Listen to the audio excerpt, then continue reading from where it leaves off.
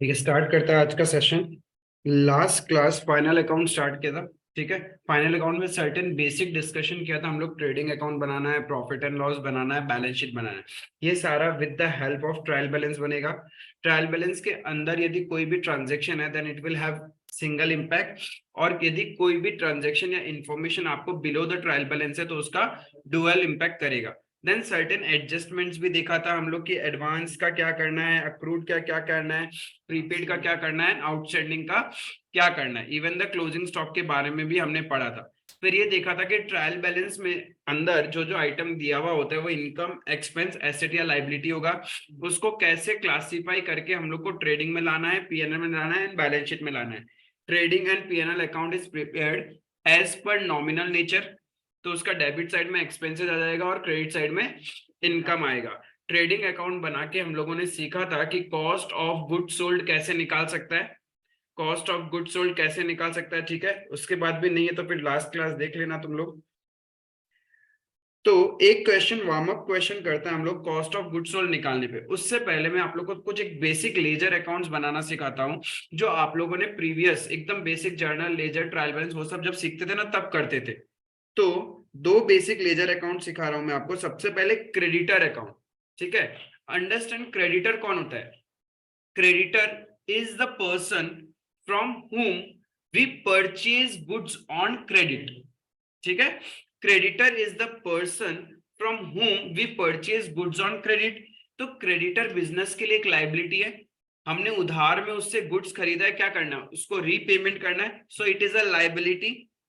सो जब भी आप क्रेडिटर अकाउंट बनाओगे, whenever you will prepare creditor account, आपको दो पर्पस के लिए क्रेडिटर अकाउंट बनाना पड़ सकता है। To find out the total payment made to creditor during the year. ये पता करने के लिए कि पूरे साल भर में हमने क्रेडिटर को कितना पेमेंट किया है, और टू आइडेंटिफाई कि ड्यूरिंग द ईयर हमने कितना क्रेडिट परचेज किया है। बिकॉज क्रेडिटर अकाउंट में तो क्रेडिट परचेज आएगा। If it is a cash purchase तो वो मेरा कैश बुक में आ जाएगा। क्लियर है। तो क्रेडिटर अकाउंट हम लोग को उस पर्पस के लिए बनाना पड़ता है। तो हम लोग को दिमाग में चलाना पड़ेगा कि क्रेडिटर के साथ हम लोग क्या क्या ट्रांजेक्शन्स करते हैं। एंड क्रेडिटर एक तरह से क्या है, इट्स अ लाइबिलिटी। मानते हो तुम लोग बिजनेस के लिए एक लाइबिलिटी अकाउंट है। तो लाइबिलिटी जब भी इंक्रीज होता है तो डेबिट होगा या क्रेडिट होगा। यानी जब भी इंक्रीज होगा क्रेडिट और डिक्रीज होगा तो डेबिट होगा। Liability has a opening balance on the debit side और credit side. Always credit side, because increase होता है तो क्रेडिट ही लिखते हैं ना। तो all the liabilities have a credit balance. तो सबसे पहले हम लोग ओपनिंग बैलेंस किस तरफ लिखेगा, यदि कोई भी क्वेश्चन में ओपनिंग बैलेंस मेरे पास अवेलेबल है, we will write it on the credit side. अब क्रेडिटर के साथ क्या क्या ट्रांजेक्शन होता है, हम लोग क्रेडिटर को पे कर देता है ड्यूरिंग द ईयर। इफ पे किया होगा तो क्रेडिटर इंक्रीज होगा या डिक्रीज होगा, डिक्रीज होगा। पे करेंगे तो डेबिट साइड में लिखेंगे टू कैश और टू बैंक। या तो आपने चेक से पेमेंट किया होगा या फिर बैंक से पे किया है, कैश से पे किया है। और क्या होता है, ड्यूरिंग द ईयर हो सकता है उस क्रेडिटर ने एक बिल लिखा और आपने बिल एक्सेप्ट कर दिया। तो यानी क्रेडिटर खत्म, बुक्स में एक नया लाइबिलिटी आ जाता है, बिल्स पेबल। नहीं नहीं, यही सेम क्रेडिटर मुझसे पैसा मांगने आया, मेरे पास पैसा नहीं था तो इसने बोला गारंटी दो। गारंटी के लिए उसने एक बिल लिखा और मुझसे साइन करा के ले गया। नाउ मेरे लिए वो बिल एक लाइबिलिटी है, वो क्रेडिटर एक लाइबिलिटी नहीं है। बिल्स ऑफ एक्सचेंज चैप्टर में फिर से आएगा अपने पास में, इसको हम लोग बोलते हैं बिल्स ऑफ एक्सचेंज। तो क्रेडिटर के लिए बिल्स रिसीवेबल है और मेरे लिए बिल्स पेबल है। तो कहीं ना कहीं मैंने क्रेडिटर को पे तो किया ही है ना। ठीक है, तो मैं लिखूंगा इधर टू, बाद में पे होगा ना। हाँ, उसको अपन बाद में पे करेगा ड्यू डेट में। क्लियर है, इसको अपन बाद में पे करेगा ड्यू डेट में। ये क्लियर है यहां तक। अब ड्यूरिंग द ईयर इफ आपने कुछ गुड्स परचेज किया है तो क्या होगा, क्रेडिटर बढ़ जाएगा। तो that will be written on the credit side by purchases. यहां सिर्फ क्रेडिट परचेज आएगा। एंड इफ परचेज रिटर्न कर दोगे तो क्या होगा, डेबिट साइड में क्रेडिटर कम हो जाएगा आपका। To purchase return account if cheque dishonour हो गया, चेक डिसऑनर, आपने जो चेक दिया था क्रेडिटर को वो डिसऑनर हो गया, मतलब आपके बैंक में पैसा ही नहीं था, तो क्रेडिटर आपसे वापस पैसा मांगेगा ना। आपने क्रेडिटर को पेमेंट किया तो एंट्री किया creditor account debit to bank account cheque के थ्रू। अब वो चेक में कुछ इश्यू का वजह से वो बाउंस हो गया, तो अब क्या करना पड़ेगा, वापस बैंक को क्या करना है, इंक्रीज या डिक्रीज, रिवर्स एंट्री पास करना पड़ेगा। जब आपने उसको चेक दिया था तो आपने एंट्री क्या किया, क्रेडिटर टू बैंक, बैंक कम कर लिया था, लेकिन चेक तो बाउंस हो गया, तो बैंक से तो पैसा गया ही नहीं ना, आपने अपने बुक्स में तो बैंक माइनस कर लिया। तो अब आपको क्या करना पड़ेगा, reverse entry bank account debit to creditor, फिर से क्रेडिटर इंक्रीज करना पड़ेगा। हाँ, तो बाई बैंक ब्रैकेट में हम लोग क्या कर सकते हैं, check dishonoured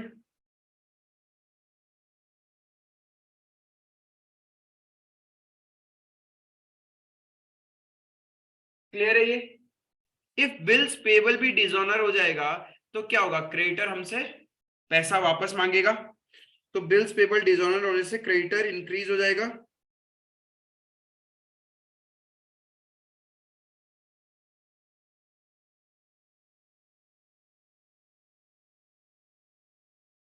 and if creditor से आपको डिस्काउंट मिला है, डिस्काउंट से क्रेडिटर इंक्रीज होगा या डिक्रीज होगा, डिक्रीज होगा, it is an discount received, तो हम लोग डेबिट साइड में लिखेगा।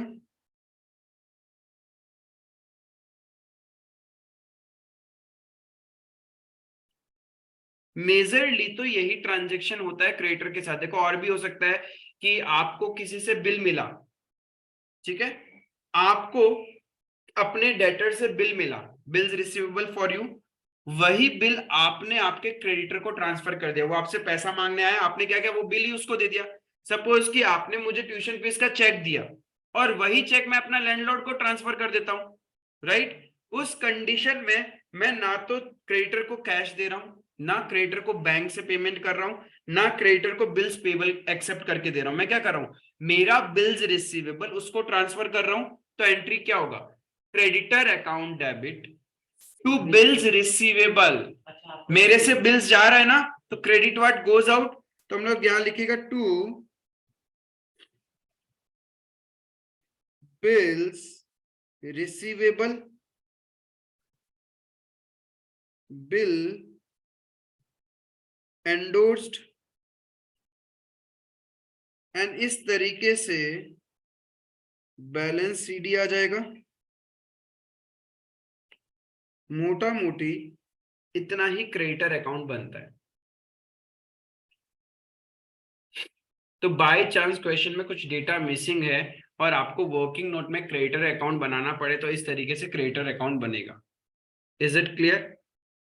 इसी का ही रिवर्स डेटर अकाउंट हो जाएगा, क्रेडिटर का रिवर्स डेटर अकाउंट हो जाएगा। जो चीज आप क्रेडिटर के साथ करते हो वो उल्टा होगा डेटर के साथ में, debtor will be an asset for you.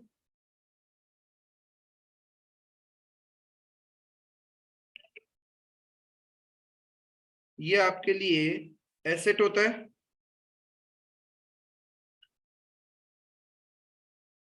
तो जब भी डेटर इंक्रीज होगा तो किस तरफ लिखोगे, और डिक्रीज होने से क्रेडिट, एसेट्स है तो ओपनिंग बैलेंस किधर आएगा, debit side.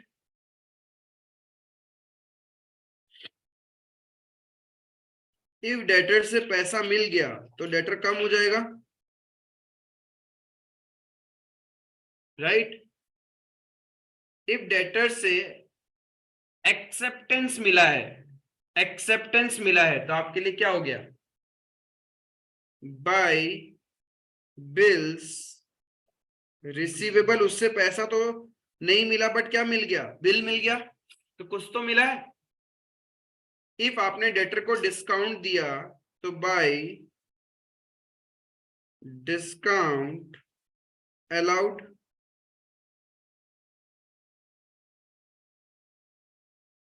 Clear. If debtors को आपने सेल किया तो डेटर इंक्रीज हो जाएगा, हाँ, डेटर का नाम ही कब आएगा, जब आप क्रेडिट में सेल करते हो। Debtor is the person to whom goods are sold on credit. जब कैश में सेल करोगे तो डेटर का नाम ही नहीं आएगा, सीधा तो बिजनेस में कैश ही आ जाएगा। क्लियर है? इफ चेक डिसऑनर हो गया तो क्या होगा?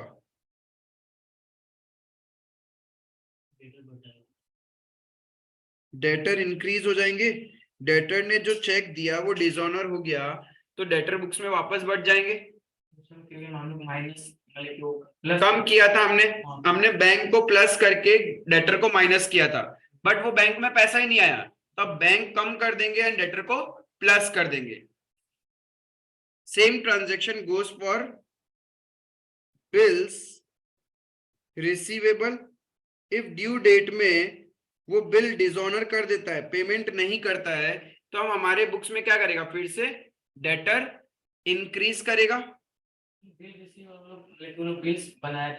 हम लोग बनाया था, उससे साइन करवा लिया, अब ड्यू डेट में हम लोग उसके पास गया कि पैसा दो, और उसने पैसा देने से मना कर दिया, तो हम हमारे बुक्स में वापस क्या करेगा, डेटर्स को इंक्रीज कर देगा और बिल्स रिसीवेबल को माइनस कर देगा। फिर से डेटर बढ़ जाएगा तुम्हारा। ठीक है, बाकी थोड़ा बहुत कंफ्यूजन है बिल्स रिसीवेबल वगैरह में, तो बिल्स ऑफ एक्सचेंज जब आएगा उसमें क्लैरिटी आ जाएगा। मोटा मोटी इतना ही होता है, थोड़ा और ट्रांजेक्शन ऐड कर सकता है बट जरूरत नहीं है अभी। बाद में क्या करेगा, bye balance CD.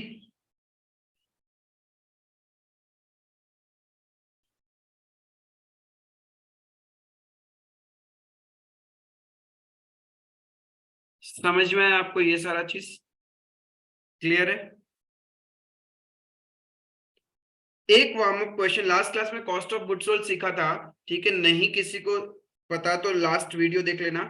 Last class के अंदर अपन कॉस्ट ऑफ गुड्स सोल्ड निकालना सीखा है। अब कॉस्ट ऑफ गुड्स सोल्ड तो सीख लिया, उसके ऊपर एक क्वेश्चन करता है, देन आज पूरा डिस्कशन करेगा हम लोग गुड्स के ऊपर में। गुड्स से रिलेटेड आपको फाइनल अकाउंट में क्या क्या एडजस्टमेंट्स करना पड़ सकता है। एक बार एडजस्टमेंट्स क्लियर, जैसे लास्ट क्लास में हमने outstanding, accrued, prepaid, advance, closing stock, इन सब से रिलेटेड एडजस्टमेंट्स के बारे में बात कर लिया था कि कब क्या करना है, उसका डुअल इंपैक्ट कैसे होगा। ठीक है, तो सिमिलरली आज हम लोग और भी गुड्स से रिलेटेड बहुत कुछ होता है, गुड्स लॉस बाय फायर हो जाता है, पर्सनल यूज के लिए लेके चले जाते हैं हम लोग, एडवर्टाइजमेंट के लिए करते हैं, तो वो सारे क्या क्या एडजस्टमेंट्स आपको गुड्स से रिलेटेड मिल सकता है वो सारा हम लोग आज उसको ड्रिल डाउन करेगा। क्लियर है? तो एक बार इंस्टीट्यूट का क्वेश्चन देख लेता है, उसके बाद में यदि टाइम परमिट हुआ तो व्हाट वी विल डू, हम लोग ने सीखा था कि ट्रायल बैलेंस के आइटम्स कौन से कहां किधर जाता है, तो सिर्फ हम लोग क्या करेगा, जितने भी क्वेश्चंस है उसका ट्रायल बैलेंस को उठाएगा और मार्क डाउन करेगा कि कौन सा ट्रेडिंग में जाएगा, कौन सा पीएनएल, कौन सा बैलेंस शीट, बस उतना करना सीखेगा। एक बार वो सीखिए तो बाद में एडजस्टमेंट्स को भी ठीक करना सीख जाएंगे। एकदम स्टेप बाय स्टेप करोगे, फाइनल अकाउंट इतना इजी हो जाएगा कि आपके पेपर में इफ सीए लेवल पे हो तो आपका मिनिमम 10 से 15 मार्क का क्वेश्चन आता है, तो वो इजीली पॉकेट में आएगा, but you have to follow certain steps. यदि उस स्टेप से आप पूरा सॉल्व करोगे, एकदम टाइम पे भी होगा और जल्दी भी होगा।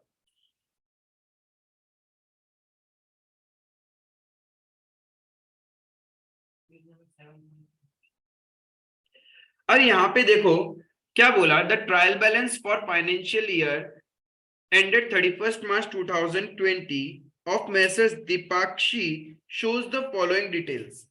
क्या बताया उसने, परचेज और सेल्स किया है इतना इतना, डेटर है इतना, क्रेडिटर है इतना, opening stock, closing stock, other expenses and income, fixed assets and long term liabilities, capital, इतना दे रखा है। एडिशनली लिखा है creditor as on 1 April 3 lakh.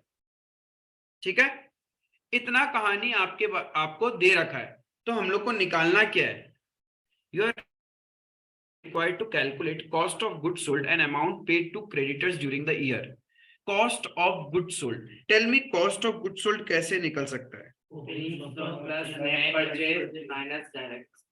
Opening stock plus net purchases plus direct expense minus closing stock. ठीक है, net purchases का मतलब purchase minus purchase return, ये ध्यान रखना है अपने को। एक तो ये तरीका है, और एक तरीका था क्या था, सेल्स माइनस ग्रॉस प्रॉफिट, और एक तरीका सेल्स प्लस ग्रॉस लॉस, तो कॉस्ट ऑफ गुड्स सोल्ड आ जाएगा। यहाँ क्वेश्चन में मेरे पास ओपनिंग स्टॉक है 2 लाख, क्या परचेजेस है 10 लाख का परचेज किया हमने। डायरेक्ट एक्सपेंसेस कोई है क्या, नहीं है।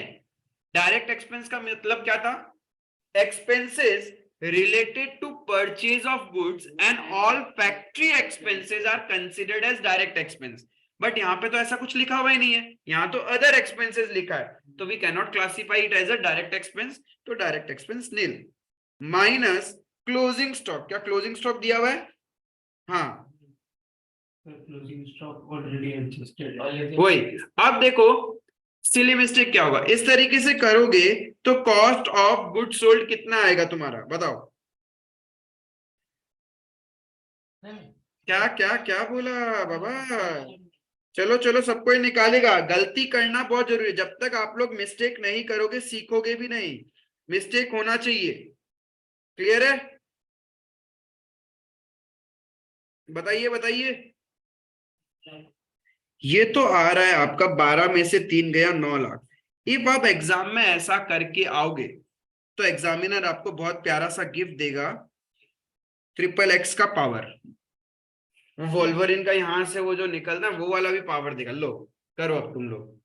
बट ऐसा नहीं करने का, हमने कल देखा था कि क्लोजिंग स्टॉक से related treatment, if closing stock is appearing inside the trial balance it has only single impact, that means वो सिर्फ बैलेंस शीट में जाता है, और कॉस्ट ऑफ गुड्स सोल्ड हम लोग ट्रेडिंग अकाउंट का हेल्प से निकालते हैं। क्लियर है, यहाँ पे क्वेश्चन में क्या हो रहा है, closing stock is given inside the trial balance. जब closing stock inside the trial balance होता है इट मींस ये एडजस्टेड है, ये क्या है, एडजस्टेड है। किससे एडजस्टेड है, इट मींस ये परचेज से ऑलरेडी एडजस्ट हो चुका है। आपने क्या, इफ जब भी closing stock is appearing inside the trial balance, मतलब आप एक जर्नल एंट्री पास कर चुके हो। कौन सी जर्नल एंट्री पास कर चुके हो, यहां लिखना। इफ आपका इनसाइड द ट्रायल बैलेंस है, इसका मतलब आपने एक जर्नल एंट्री ऑलरेडी पास कर रखा है, दैट इज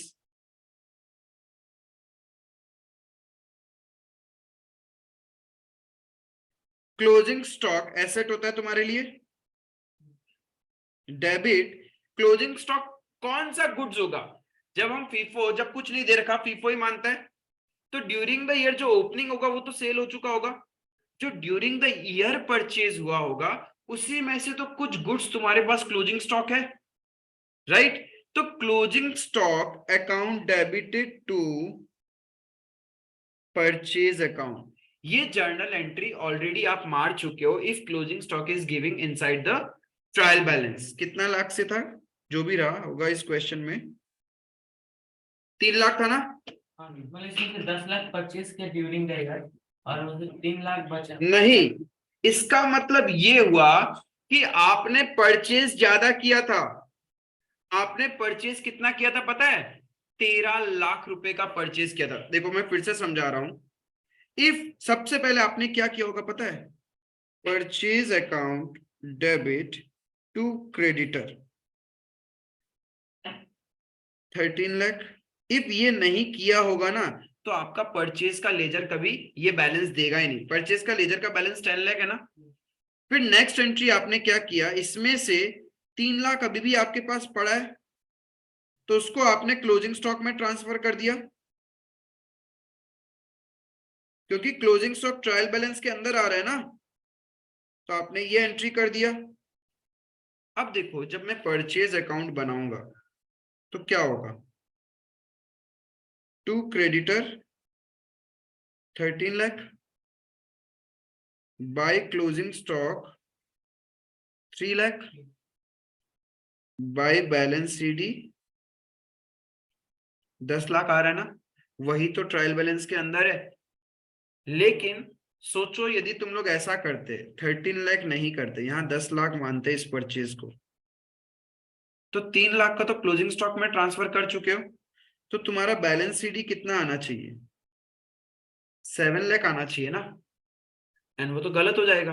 क्वेश्चन जब साफ साफ बोल रहा है कि तुम्हारा परचेज का बैलेंस बचा है 10 लाख, बैलेंस शीट तो उतना ही रहना चाहिए। आया समझ में? ये जो 13 लाख लिखा था क्रेडिटर में वो एग्जांपल था ना? नहीं एग्जाम्पल नहीं, इसी से लिया। तो 13 कहाँ से लिया? जब आपके पास as per trial balance purchase दिखा रहा है 10 लाख और closing stock inside the trial balance है, इसका मतलब your total purchase during the year was 10 + 3 13 lakh. तो वो यहीं से लिया मैंने, एग्जाम्पल नहीं लिया। तो क्रेडिटर पूरा 13। जब बुक्स में डेटर और क्रेडिटर है और कैश परचेज का कोई डेटा नहीं है और बुक्स में क्रेडिटर है, इसका मतलब हमने जो भी परचेज किया क्रेडिट परचेज किया। कैश परचेज के लिए तो क्वेश्चन को डेटा बताना पड़ेगा ना कि out of the total purchases इतना is your cash purchase. Clear है? आया समझ में? तो इस क्वेश्चन में सीओजीएस कैसे निकलेगा बताओ? Opening stock plus net purchases. और बोलो, क्या नेट परचेजेस इतना लोगे? प्लस क्यों लेंगे? एडजस्ट हो गया ना, क्लोजिंग स्टॉक माइनस कर। देखो दो तरीका हो सकता है, एक तो ऐसे कर लो 12 लाख, या फिर क्या करो opening stock plus net purchase minus closing stock, तभी भी आपका 12 लाख ही आएगा। आया समझ में? ये दो तरीका है। बट जब ट्रायल बैलेंस के अंदर क्लोजिंग स्टॉक होगा तो डायरेक्ट क्या करना है, opening stock plus purchase plus direct expense, COGS आ जाएगा। क्लियर है? पहला पार्ट क्लियर है? नाउ सेकंड पार्ट, आपको निकालना है total payment made to the creditor.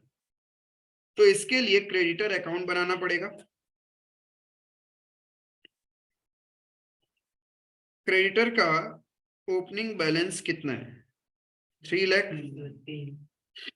Closing balance 4 lakh. During the year आपने कितना परचेज किया? 13 लाख। 10 लाख तो परचेज का बैलेंस है, बट खरीदा कितना होगा? 13 लाख का, तभी तो 3 लाख का क्लोजिंग स्टॉक पड़ा है। एकदम गलत। क्रेडिटर अकाउंट में क्लोजिंग स्टॉक आता ही नहीं है। अच्छा, by purchase by closing stock ऐसे नहीं होता है। क्रेडिटर के साथ तो एक ही ट्रांजेक्शन होता है, purchase account debit to creditor. हम ऐसा कभी करते ही नहीं closing stock account debit to creditor, ये जर्नल एंट्री बुक्स में कभी होता ही नहीं है। ठीक है, जब आपने गुड्स खरीदा तो उससे 13 लाख का ही गुड्स खरीदा, तो आपने बुक्स में एंट्री क्या किया होगा? Purchase account debit to creditor, and वो 13 लाख से होगा। अब मेरे को इतना डेटा तो पता है, अब दोनों साइड को इक्वल करने के लिए if 3 lakh rupees creditor starting में मांगता था आपसे, फिर ड्यूरिंग द ईयर आपने 13 लाख का परचेज किया था, अब वो 16 लाख मांगता है। 16 लाख ड्यू हो गया, बुक्स बता रहा है सिर्फ ड्यू है 4 लाख, तो बाकी पैसा गया कहाँ? हमने पे कर दिया होगा। If 3 lakh starting of the year में पे करना था, then you have made a purchase of 13 lakh, तो टोटल 16 लाख पे करना है। बट बुक्स दिखा रहा है सिर्फ 4 लाख ही पे करना है, तो बाकी हमने क्या किया होगा? पेमेंट कर दिया होगा, बाकी सब पे कर दिया होगा to bank account balancing figure 12 lakh. आया समझ में कोई शक?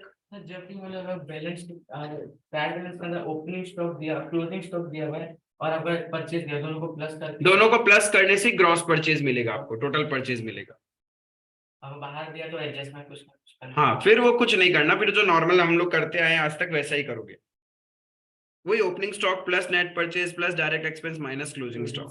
तो ये लोग डेट में 1 4 20 लिखा है। कहाँ पे? ठीक है, क्रेडिटर अकाउंट का।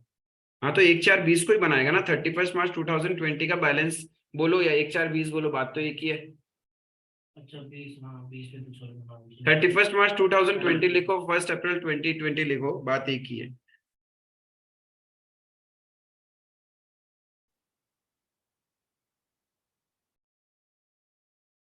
सर।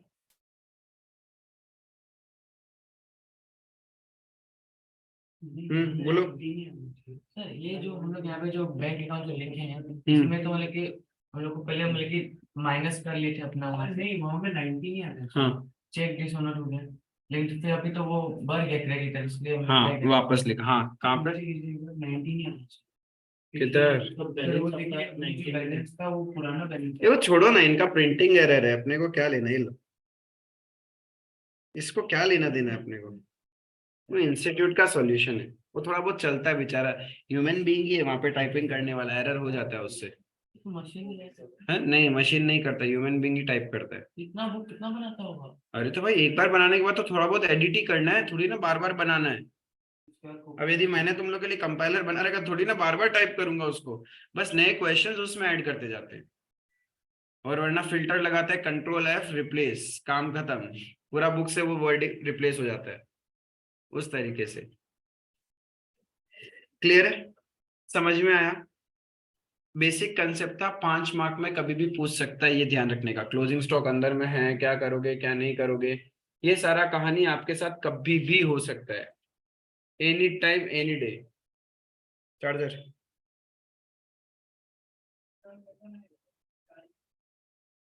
चले आगे, कंसेप्ट क्लियर है। आओ सर्टेन एडजस्टमेंट समझते हैं।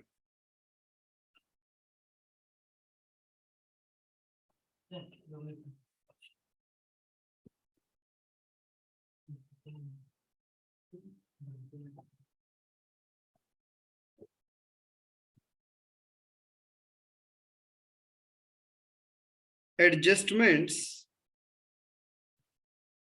related to goods।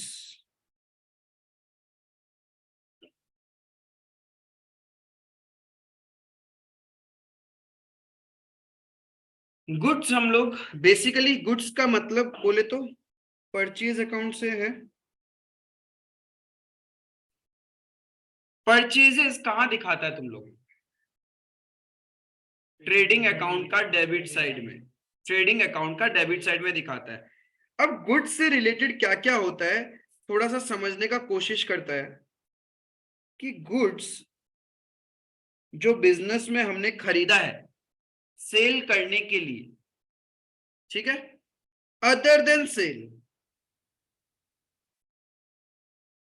गुड्स के साथ अदर देन सेल्स क्या क्या हो सकता है, व्हाट कैन बी डन। जब बेचते हैं, बेचने के लिए तो खरीदता ही है, वो तो नॉर्मल सेल्स हो गया, उसके अलावा आप क्या क्या करते हो। You can take goods for personal use, जिसको हम लोग ड्राइंग्स बोलते हैं, और you can distribute goods as a free sample और चैरिटी पर्पस। फ्री सैंपल में बांटता है ताकि हम लोग का मार्केटिंग हो, एडवर्टाइजमेंट करने के लिए, यानी एडवर्टाइजमेंट के लिए दे सकता है या फिर चैरिटी के लिए दे सकता है, और क्या हो सकता है।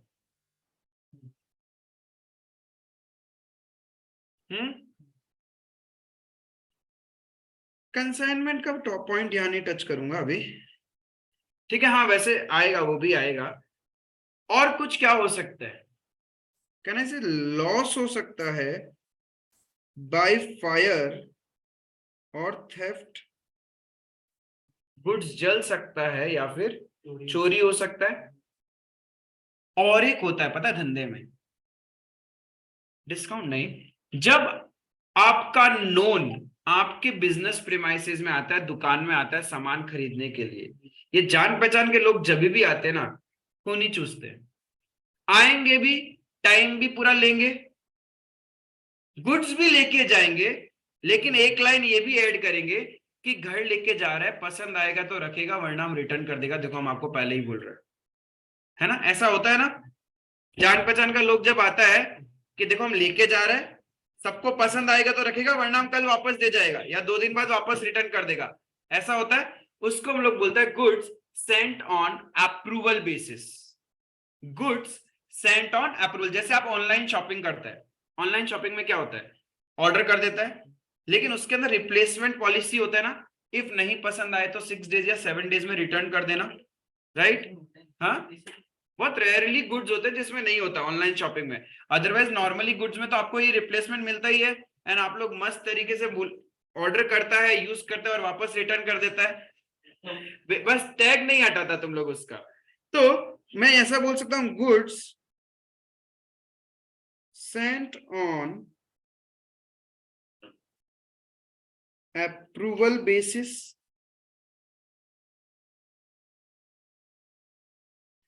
क्लियर है इतना चीज? देखो इस सारे ट्रांजेक्शन को समझना जरूरी है, बिकॉज जब आपका फाइनल अकाउंट का बड़ा क्वेश्चन आएगा तो कुछ ना कुछ तो ट्रांजेक्शन्स एडजस्टमेंट इनसे रिलेटेड रहेगा, तो आपको पता होना चाहिए कि करते क्या है, कैसे करोगे।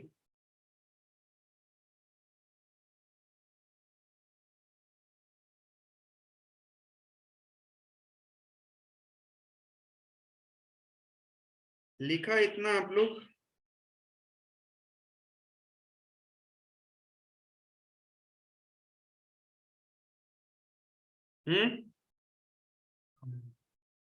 अब एक बात बताओ, ड्राइंग्स के केस में क्या होता है?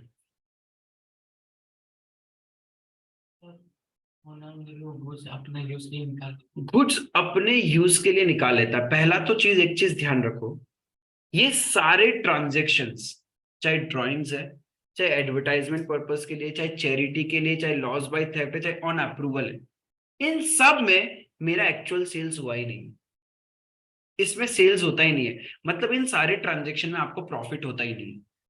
तो जब प्रॉफिट होता ही नहीं, हम लोग बुक्स में प्रॉफिट रिकॉर्ड नहीं करेगा, क्या करेगा, कॉस्ट में गुड्स आया और कॉस्ट में ही गुड्स वापस माइनस कर देगा।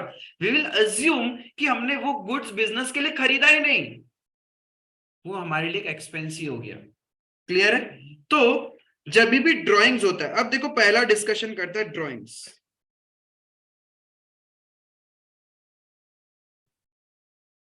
ड्राइंग्स होगा तो जर्नल एंट्री क्या करना था? इफ ये सब हम तभी बोल रहे हैं जब आपको एडजस्टमेंट में दिया हुआ है, तभी ये ट्रीटमेंट करना है। क्योंकि एडजस्टमेंट का मतलब क्या होता है, अभी तक जर्नल और लेजर नहीं हुआ है, राइट? तभी तो वो ट्रायल बैलेंस में नहीं आ रहा। तो हम लोग क्या करेगा, ड्राइंग्स का एंट्री क्या होता है, जब भी गुड्स पर्सनल यूज के लिए प्रोप्राइटर लेके जाता है, ड्राइंग्स का एंट्री क्या होता है? Drawings account debit to purchase account, ये करते हो।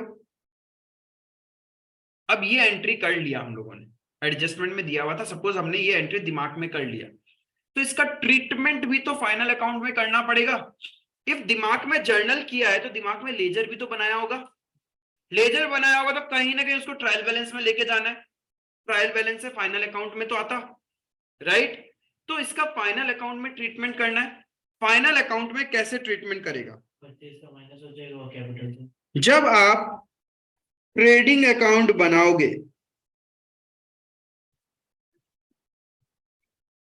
ट्रेडिंग अकाउंट के डेबिट में आप टू परचेजेस लिखोगे। परचेज डेबिट होने से गुड्स बढ़ते हैं, यहाँ पे परचेज क्या हो रहा है, क्रेडिट हो रहा है, मतलब हम लोग को ये परचेज माइनस करना है, माइनस ड्राइंग्स। देखो कोई भी जर्नल आप करते हैं दिमाग में तो उसका डुअल इंपैक्ट होगा, because if something is debited then other is credited. तो जो डेबिट क्रेडिट हुआ है बस उसका ही तो ट्रीटमेंट करना है। आपने परचेज को क्रेडिट किया यानी परचेज माइनस करना है, हमने माइनस कर दिया, क्या पर्पस के लिए, ड्राइंग्स हुआ। क्लियर? ये तो सिंगल इंपैक्ट हुआ, हर चीज का डुअल इंपैक्ट होगा। सेकंड इंपैक्ट कैसे करोगे? और ये ध्यान रखना हमेशा किस पे होता है, कॉस्ट प्राइस से, सेलिंग प्राइस से मत कर देना, ये कॉस्ट प्राइस से ही होता है। अब सेकेंडली आप क्या करोगे, जब बैलेंस शीट बनाओगे, जब आप बैलेंस शीट बनाओगे तो बैलेंस शीट में कहा जाएगा, drawings, because drawings is neither an expense nor an income for the business. क्योंकि ड्राइंग्स तो वो पैसा है, वो वैल्यू है जो प्रोप्राइटर अपने पर्सनल यूज के लिए ले जा रहा है, और प्रोप्राइटर का जो भी होता है वो बिजनेस के लिए ना तो एक्सपेंस है ना इनकम है। बिजनेस क्या करता है, उसके कैपिटल को प्लस माइनस कर देता है। तो बिजनेस क्या करेगा, बैलेंस शीट में जो भी कैपिटल वैल्यू होगा उसमें से ड्राइंग्स माइनस कर देगा, जो एडजस्टमेंट आप अभी कर रहे हो। आया समझ में? क्लियर है? इफ ड्राइंग्स ऑफ गुड्स हुआ तो आपको क्या ट्रीटमेंट करना है, दो जगह कैसे क्या दिखाओगे? तो ट्रेडिंग अकाउंट में परचेज से माइनस कर देंगे, सेकेंडली कैपिटल से भी माइनस करेंगे ड्राइंग्स, वही वैल्यू, सेम वैल्यू। इन्वेस्ट किया प्रोप्राइटर, जितना अमाउंट प्रोप्राइटर बिजनेस में इन्वेस्ट करता है उसको हम लोग कैपिटल बोलते हैं। क्लियर है ये चीज? सबको क्लियर है ये वाला पार्ट? आगे बढ़ सकता है? थोड़ा सा भी डाउट रहेगा तो बोलोगे तुम लोग मेरे को, ठीक है? Second case, advertisement. एडवर्टाइजमेंट का मतलब फ्री सैंपल या फिर चैरिटी, दान पुण्य। बोले पैसा तो बहुत कमा लिया, अब थोड़ा ऊपर स्वर्ग में जाना है तो चैरिटी भी बनता है, नहीं करोगे तो क्या होगा? बस सुना ही है, होता है या नहीं होता ये पता नहीं है, भजिया में तले जाओगे, ये हो जाएगा वो हो जाएगा, बट ठीक है, हिंदू माइथोलॉजी है तो मान लेते हैं। मरने के बाद पता चलेगा याददाश्त रही तो। एडवर्टाइजमेंट एंड चैरिटी, इसमें भी क्या होगा? मेरा गुड्स कम हो रहा है तो इसमें कोई फायदा होता है क्या? अरे प्रॉफिट तो नहीं होता, इनर पीस वो प्रॉफिट है, भगवान के पॉइंट ऑफ व्यू वाला प्रॉफिट है, बट वो बिजनेस वाला प्रॉफिट तो नहीं हो रहा ना इसमें। तो इसमें भी जो गुड्स जाएगा वो किस वैल्यू पे जाएगा? कॉस्ट प्राइस पे। तो ये बिजनेस के लिए खर्चा है, एडवर्टाइजमेंट और चैरिटी। तो क्या करेगा बिजनेस? एक्सपेंस या फिर charity expense account debit to purchase account.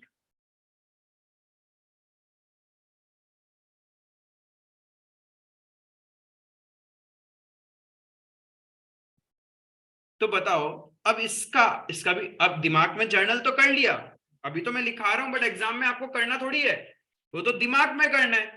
कर लिया हमने दिमाग में जर्नल एंट्री इसका एडजस्टमेंट का। अब जर्नल करते डुअल इंपैक्ट आएगा, जो जो डेबिट हुआ है जो क्रेडिट हुआ है उसको कहीं तो दिखाना पड़ेगा। तो परचेज कहां जाता है? ट्रेडिंग में। तो फिर से जब आप ट्रेडिंग अकाउंट बना रहा होगा तो वहां पे तुम्हें याद आ जाएगा कि मैंने एक दिमाग में एंट्री किया है जिसमें परचेज डेबिट हुआ या क्रेडिट हुआ। तो क्रेडिट हुआ मतलब माइनस करना है। तो एडवर्टाइजमेंट एक्सपेंस या फिर चैरिटी डोनेशन, जो भी वर्ड यूज होगा क्वेश्चन में वो यूज कर लेंगे और माइनस कर देंगे। आपने दिमाग में जो जर्नल किया उसका सिंगल इंपैक्ट तो कर दिया, परचेज को कम कर दिया, बट दिमाग में एडवर्टाइजमेंट को डेबिट भी तो किया, चैरिटी को डेबिट भी तो किया, इसको भी तो कहीं ना कहीं दिखाना पड़ेगा। ये क्या है बिजनेस के लिए? एक्सपेंस। एक्सपेंस दो तरह का होता है, एक डायरेक्ट और एक इनडायरेक्ट। क्या ये डायरेक्ट एक्सपेंस है? इनडायरेक्ट एक्सपेंस है। तो इनडायरेक्ट एक्सपेंसेस कहां जाते हैं? Debit side of profit and loss account. तो जब आप प्रॉफिट एंड लॉस अकाउंट बनाओगे उसके डेबिट साइड में आ जाएगा टू एडवर्टाइजमेंट एक्सपेंस और चैरिटी। क्या बोलते हो? समझ में आया? क्लियर है ना एकदम एडजस्टमेंट? देखो, जब आप पूरे बड़े क्वेश्चन करने लगो सबसे पहला काम है आपका पूरा प्रॉपर्ली नोट्स को रिवाइज करो, एक एक एडजस्टमेंट्स को दिमाग में रोटेट करवाओ, पिक्चराइज करो। It is a story subject, story telling accounts अपना एकदम सोचो समझो क्या हो रहा है, मेरे धंधा होता तो क्या होता, ऐसा करता मैं, ये प्लस करता ये माइनस करता, एंड सब चीज क्रिस्टल क्लियर चलेगा। यहां तक क्लियर है? तीसरा,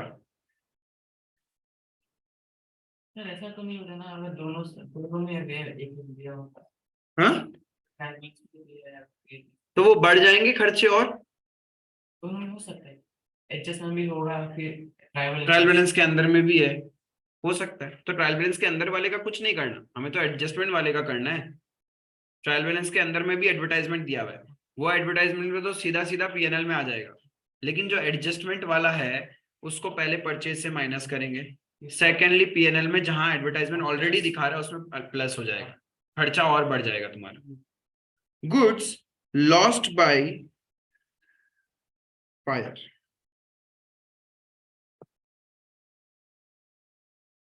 अब इसके अंदर में दो कंडीशन है, इंश्योर्ड, नॉट इंश्योर्ड।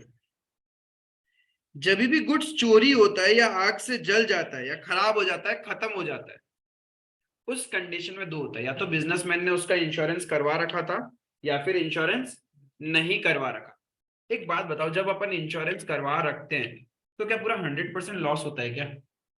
नहीं, कुछ पैसा तो इंश्योरेंस कंपनी दे देती है, कभी कभी तो जितना लॉस हुआ पूरा मिल जाता है, और कभी कभी उससे थोड़ा कम। जितना लॉस हुआ उससे ज्यादा मिलता है क्या पैसा? कभी भी नहीं मिल सकता हम लोग को। ठीक है, तो देखो गुड्स गया, गुड्स तो गया ना, तो मेरा परचेज तो कम होगा।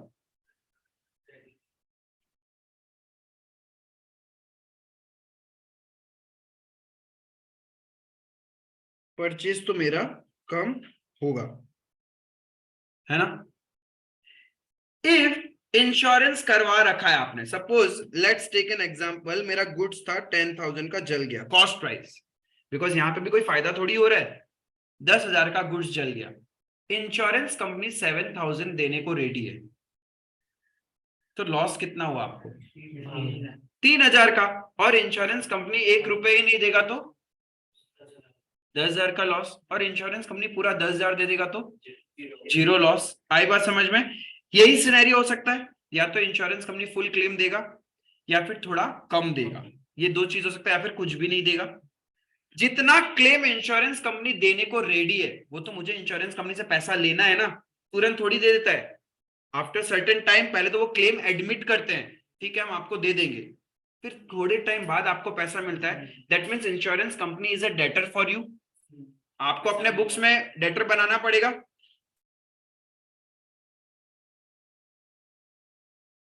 इंश्योरेंस कंपनी अकाउंट डेबिट, जितना पैसा इंश्योरेंस कंपनी से लेना है या एडमिट किया है वो तो हमने उसको डेटर बना दिया, और बाकी जितना इंश्योरेंस कंपनी एक्सेप्ट नहीं कर रहा वो तुम्हारे लिए क्या है? लॉस। तो लॉस कहाँ चला जाएगा? लॉस बाय फायर या फिर थेफ्ट, जो भी रहेगा। आया समझ में?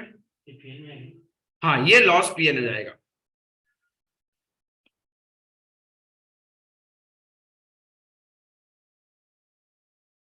तो 7,000 तो उसका कहीं भी ट्रीटमेंट नहीं है। हाँ 7,000 का कोई ट्रीटमेंट होगा होगा, सपोज एग्जांपल ये 10,000 है, ये 7,000 है, और ये 3,000 है, ठीक है? 7,000 फिल्टर चला जाएगा। तो 7,000 तो मेरा इंश्योरेंस कंपनी डेटर है, तो डेटर बैलेंस शीट में चला जाएगा। 3,000 मेरा लॉस हो गया, तो ये पीएनएल में चला जाएगा, और बाकी परचेज को माइनस कर देगा 10,000 से। तो अल्टीमेटली आपको 10,000 रुपीज का डुअल इम्पैक्ट करना था, आपने कर दिया डुअल इम्पैक्ट। तो परचेज होगा माइनस होगा ट्रेडिंग अकाउंट से, लॉस जाएगा आपका डेबिट साइड, प्रॉफिट पीएनएल, और ये जो जितना क्लेम मिलना है वो जाएगा बैलेंस शीट के एसेट साइड। और जब आपने इंश्योरेंस नहीं करवा रखा, देन क्या करते हो? पूरा का पूरा नुकसान है, फिर तो पूरा लॉस है।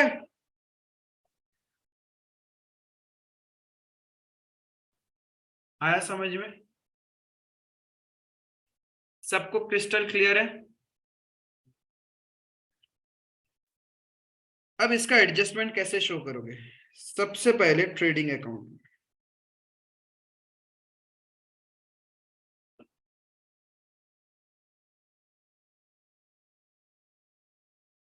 To purchases minus loss by fire, जितना वैल्यू का गुड्स जल गया, चाहे वो इंश्योर्ड है चाहे नहीं इंश्योर्ड है, गुड्स तो पूरा ही गया ना। अब जितना इंश्योरेंस कंपनी से क्लेम नहीं मिल रहा, वो तुम्हारे लिए इनडायरेक्ट लॉस है, वो पीएनएल के डेबिट में आएगा, टू लॉस बाय फायर बोल के। एंड जितना क्लेम इंश्योरेंस कंपनी से आपको मिलना है वो आपके लिए एसेट है,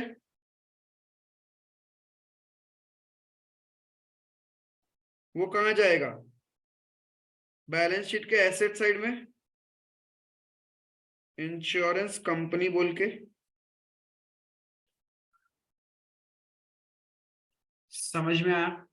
सर अगर वो इंश्योर्ड अमाउंट मिल गया तो बैलेंस शीट में इफ इंश्योर्ड अमाउंट मिल चुका है देन इंश्योरेंस कंपनी बोल के नहीं आएगा, सीधा बैंक में प्लस हो जाएगा बैलेंस शीट में सर क्या इनडायरेक्ट इनकम बैलेंस शीट में। इनकम कैसे हुआ? गुड्स तो गया ना, एक टाइप से तो बीती गया तो कॉस्ट में बिका है। कॉस्ट में बिकने से तो कोई वो नहीं होता है ना। इनकम कब होती है? जब कॉस्ट से ज्यादा वैल्यू। तो केस में डायरेक्ट ऐसे दिखा देंगे इंश्योरेंस सर तब इसका स्क्रैप वैल्यू रहा, स्क्रैप बिका, तब वो पहले इनकम। हाँ तब आ सकता, तब तब आ सकता। क्लियर है ये वाला एडजस्टमेंट भी? इस एडजस्टमेंट में कोई डाउट? समझ में आ रहा है?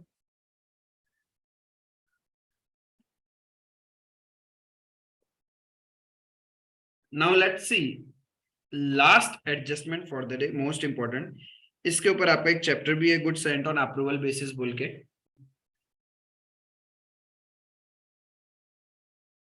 गुड सेंट ऑन अप्रूवल,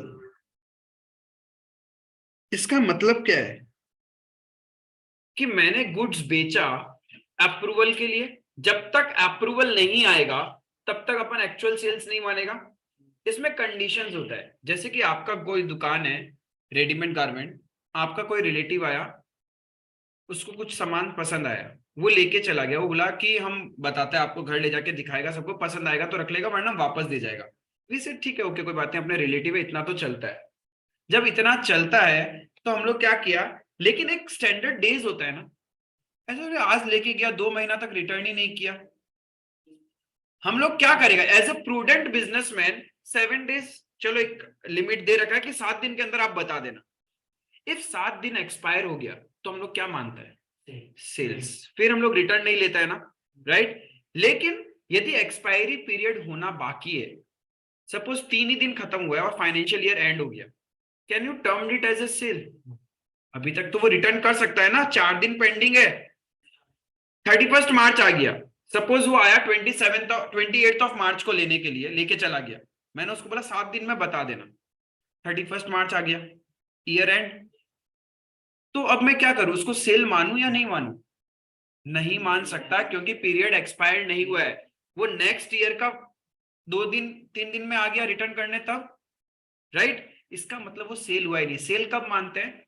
या तो सामने वाला मुझे अप्रूवल दे दे, फोन कर दे कि हाँ भैया समझ में आ गया, हम रख रहे हैं, तब हम लोग उसको एक्चुअल सेल्स मान लेगा। और पीरियड ऑफ अप्रूवल एक्सपायर हो जाए, रिटर्न पॉलिसी था 7 दिन के अंदर, इफ 7 डेज के अंदर आपने रिटर्न नहीं किया तो वो ऑटोमेटिकली क्या होता है? सेल्स माना जाता है, ठीक है? But for the record purpose, जिस दिन आपका रिलेटिव आपके दुकान में आया, शॉप में आया, वो गुड्स लेके गया, आप उसको लिख के तो रखोगे ना, वरना इतने लोग आते हैं जाते हैं, आपको याद कैसे रहेगा? और कौन सा आइटम लेके गया, उसका क्या प्राइस आपने कोट किया था, राइट? तो जब वो अप्रूवल के लिए आया था, लेके गया, तब हमने एक बार बुक्स में एक सेल्स का एंट्री मार दिया, बिल काट दिया था, मैंने बोला यदि तुम नहीं भी लोगे तो मैं इस एंट्री को रिवर्स कर दूंगा, राइट? अब ईयर एंड में उसका अप्रूवल पीरियड एक्सपायर नहीं हुआ, ना ही उसने मुझे अप्रूवल दिया, तो जो मैंने बुक्स में सेल्स का एंट्री कर रखा है, क्या वो करेक्ट है? क्या I should cancel the sales for my current financial year? तो सबसे पहला काम ईयर एंड में जो आपको करना होता है, पहला काम, कैंसल दी सेल्स। क्या करेगा? सेल्स कैंसल करेगा। सेल कैंसल करने का एंट्री क्या होगा?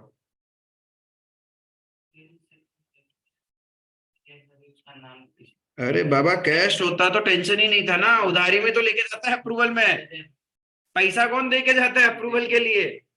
पैसा दे के गया, उसके बाद तो हो गया, कहानी खत्म। हाँ, बीइंग सेल्स कैंसल्ड,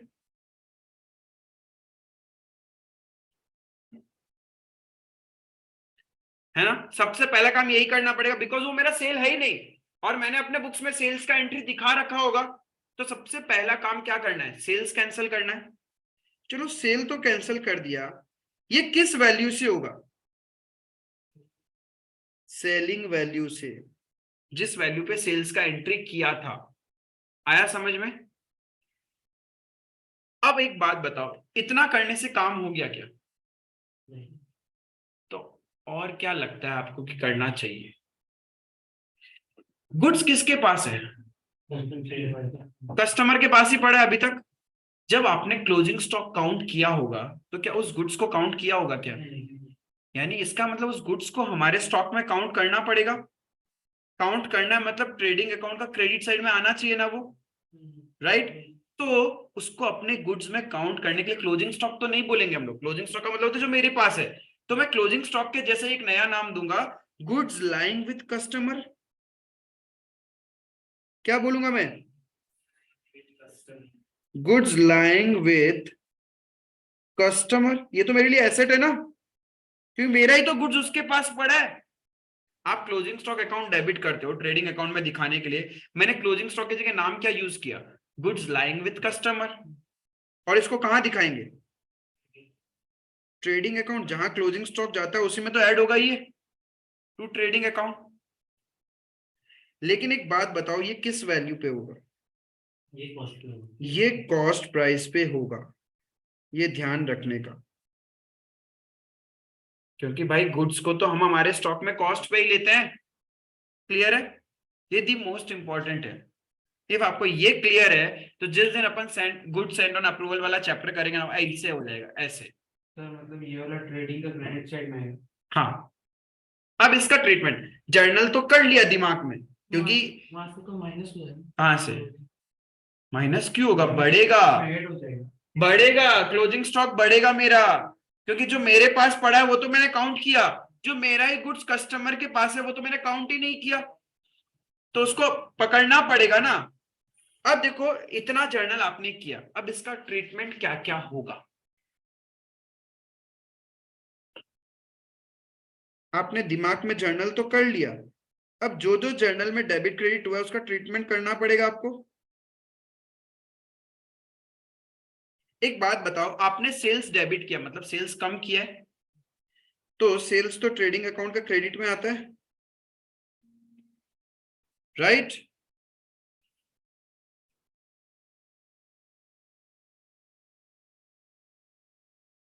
तो सेल्स कम करेंगे minus debtor,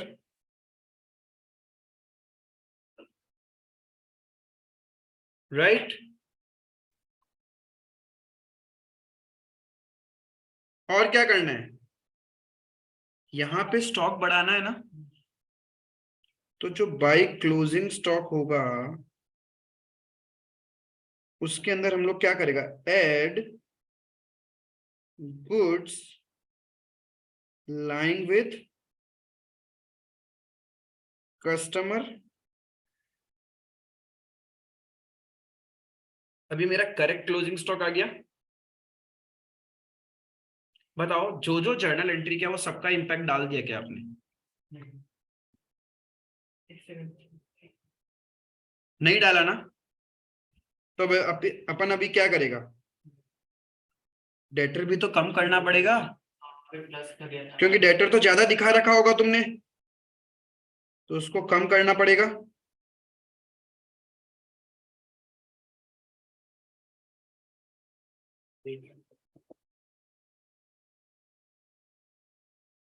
minus sales on approval.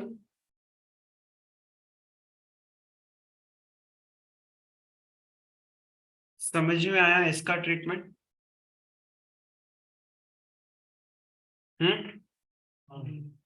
एकदम क्रिस्टल क्लियर है कंसेप्ट। क्यों करते हैं, लॉजिकली क्या होता है? बिकॉज कोई भी चीज सीखने के लिए आपको दिमाग में जर्नल उसका पता होना चाहिए। जब तक आपको कोई चीज का जर्नल और उसका लॉजिक नहीं पता ना, आप उसका फाइनल अकाउंट में इंपैक्ट भी करेक्ट नहीं डाल पाएगा। लेकिन यदि आपको जर्नल पता है, एडजस्टमेंट एंट्री का जर्नल क्या होगा, तो इंपैक्ट भी एकदम करेक्ट आएगा। क्लियर है ये चीज? ठीक है। So with this we cover the entire topic related to adjustment of goods. और भी कुछ छोटा मोटा रहेगा वो अपन कर लेगा, बट मेजर एडजस्टमेंट्स यही है। मेजर एडजस्टमेंट्स आपके यही है। हाँ, एक कंसाइनमेंट का भी रहता है कि गुड्स लाइंग विद कंसाइनी। ठीक है, गुड्स लाइंग विद कंसाइनी उसको भी हम लोग को काउंट करना पड़ता है हमारे क्लोजिंग स्टॉक के अंदर में। सेम वही अप्रूवल का तरह, उसका भी सेम है, goods lying with consignee to trading account. Clear है?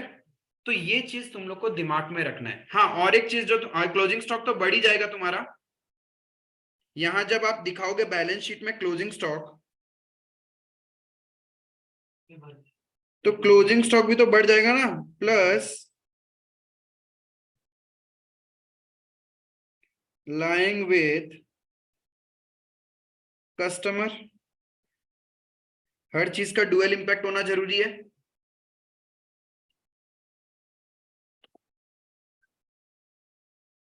So we cover the entire adjustment related to goods. ऐसे ही धीरे धीरे धीरे धीरे करके हम लोग पूरा फाइनल अकाउंट को क्रैक करेगा, ठीक है। इन द नेक्स्ट डिस्कशन हम लोग क्या करेगा, पहले जो चीज आपने पढ़ा वो सारा प्रॉपर्ली रिवाइज करके आएगा, ठीक है। फिर हम लोग सारे क्वेश्चंस देखेगा जिसमें जस्ट आइडेंटिफाई करना सीखेगा कौन सा ट्रायल में जाएगा, कौन सा ट्रेडिंग में होगा, कौन सा पीएनएल एंड कौन सा बैलेंस शीट में जाएगा। एक बार वो सीख गया, फिर सर्टेन अब छोटे मोटे कुछ एक्सपेंसेस है और एडजस्टमेंट है जो आपको ध्यान में रखना है। एक बात बताना, फर्स्ट लेक्चर में मैंने एक हिडन इंफॉर्मेशन का एडजस्टमेंट समझाया था, वो किसके ऊपर था? Loan and investment.